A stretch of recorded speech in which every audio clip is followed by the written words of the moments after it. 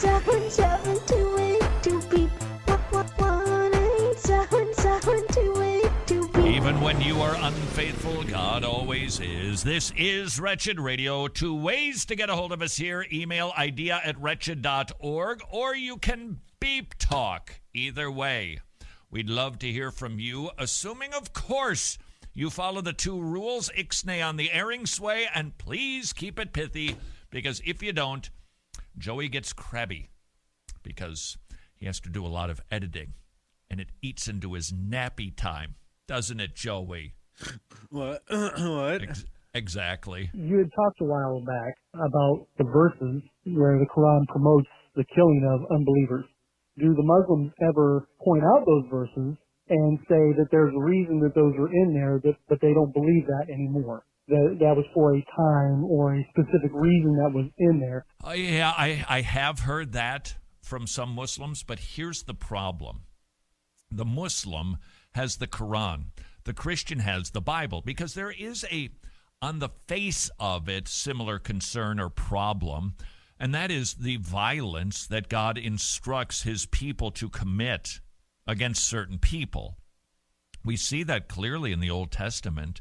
So how is God different than Allah in that regard? Or how is God's command in the Old Testament for the Jewish people to take out whatever foreigners were living in the land versus the Quran's instruction to slay the infidel wherever you find them? And the answer is found in 2 words, biblical hermeneutics.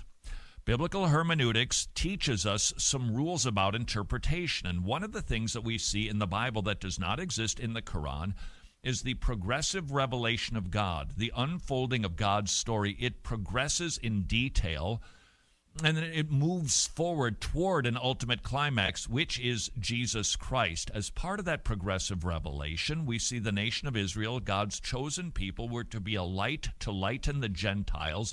They were to be law-abiding people, peculiar to other nations. God would bless them like crazy. The other nations would want to know, what's up with you? Why all the blessings? Who's your God? And out of that people, God would fulfill his Abrahamic promise to deliver a seed from that particular people, and that's the Lord Jesus Christ. Well, now we see that the church is mostly built by Gentiles. It's mostly, I mean, there's definitely Jewish believers, but overall, it moved to the Gentiles to provoke Israel to jealousy. Romans 9, 10, 11, the forbidden chapters. They're supposed to be looking at the church and going, hey, we want that back again. And that appears as what God is going to do in the end times. We don't know how that's going to play out exactly, but it looks like he is not done with Israel. But right now, God is not operating under that Mosaic covenant.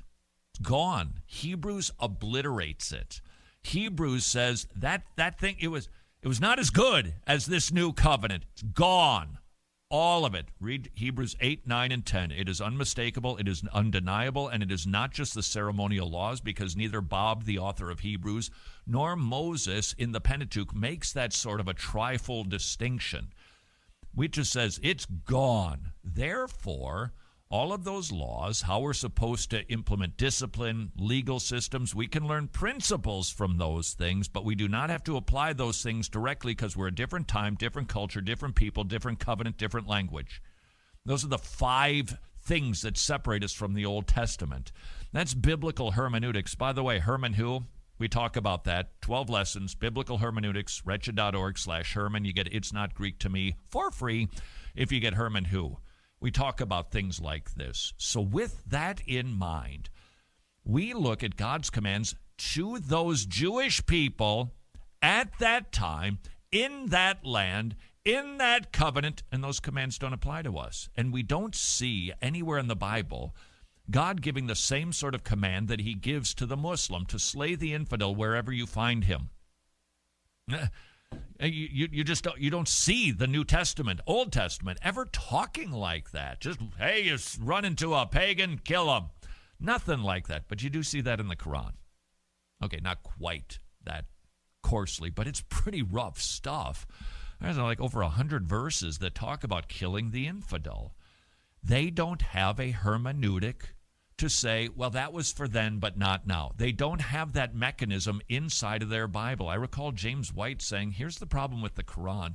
It's so incoherent that you can hardly make sense of it to make any sort of an argument for undermining it, because the thing just collapses on itself. There is no progressive revelation. There is no biblical hermeneutic. There is no covenantal system, a replacement of rules for these people at this time. They don't have any of that. So to answer your question, sir, yes, I have heard Muslims say that, well, that was just for then. But their Quran simply does not support it. And so I think ultimately they're just left twisting in the wind. What can a man of God do that has backsliding and is struggling right now with smoking cigarettes, drug addiction, and just really tormented demonically? Now, let me get that first part straight. What can a man of God do that has backsliding and is struggling? Joey, help me out with that. What can a man of God do who has backslidden? Got it. Just know this. We spare no expense, and I mean no expense, for our phone system.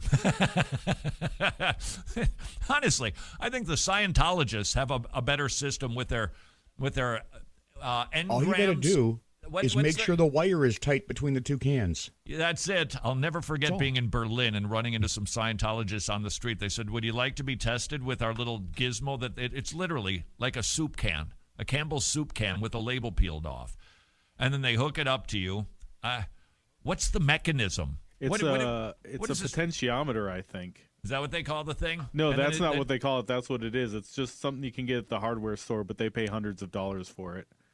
And it measures your engrams, which are the bad things inside of you that you then need to pay as much money as you possibly can to progressively get rid of them. E-meter is what they call it. That's it, the E-meter, right? Well, the engram meter. There you have it right there. Yeah, it's like a voltage meter or something like that. Our phone system, not as good as that. And that's a complete sham. Sparing no expense. The Christian struggling with addiction. Well, I'm not a big fan of the word addiction because I think it's more of a secular term which indicates there's a disease behind our behavior. And as a rule, it's a behavioral issue. Consider alcohol for a moment. We say that it's a disease. First of all, I am not aware of a single laboratory anywhere on the planet that is seeking to find the cure to the disease of alcoholism, that they are somehow doing some research to find that center in our brain, that place in our kidney, whatever it is, that causes you and makes you consume way too much alcohol. Nobody's looking for that because it's ridiculous. It doesn't exist. Do I think some people have more of a propensity to it? Yeah, I think so. But people have propensities for lots of sinful things. That doesn't mean it's an addiction. What do you need to do to get drunk? What do you need to do? It's more than consuming alcohol. You've got to go to the liquor store.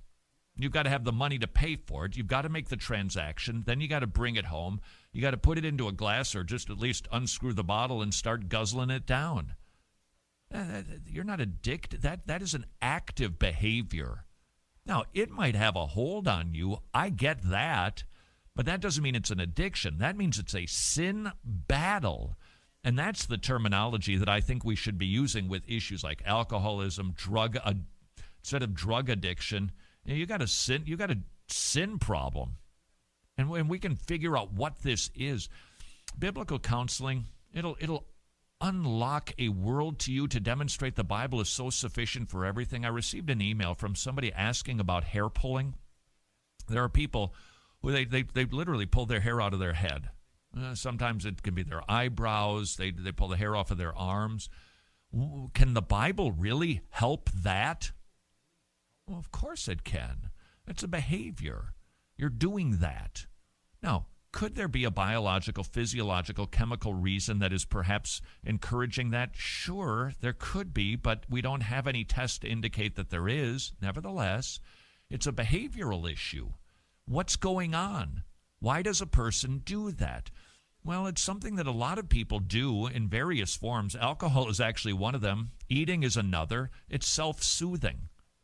They're anxious, and they self-soothe, and pulling their hair, it soothes them. Does the Bible have the cure for anxiety? Yeah, it does. It does. And that can cure then the hair-pulling sin, not disease. So, sir, if you're battling a sin, don't play victim. You're not. You're an active participant in your sin. Go to war, be killing sin, or it will be killing you. And please remember, if you're hearing this and you're thinking, yikes, the person who is having an ongoing struggle isn't saved. I did not say that at all, but it is indeed a struggle. If you're not struggling against your sin, you're of the devil. But if you're in the battle, stay in the battle, knowing that you've got the tools, you've got the weapons, and you've got the God who is more powerful than any sin in your life. This is Wretched Radio.